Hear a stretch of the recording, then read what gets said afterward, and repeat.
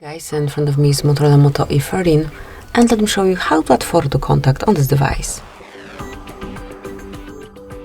So at first open your phone dialer, then select the contact that you would like to personalize and click on edit icon. Now select add photo, and you can either take a photo or choose something from your gallery. Pick the picture that you want to apply. Customize it however you wish. Let me do it one more time.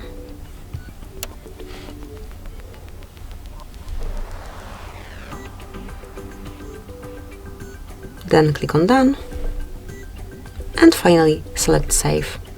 And that's it. From now on this picture is assigned to your contact, and anytime, in my case Harry will be calling, I will be able to see the profile picture at first.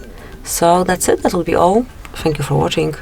Please subscribe our channel and leave the thumbs up.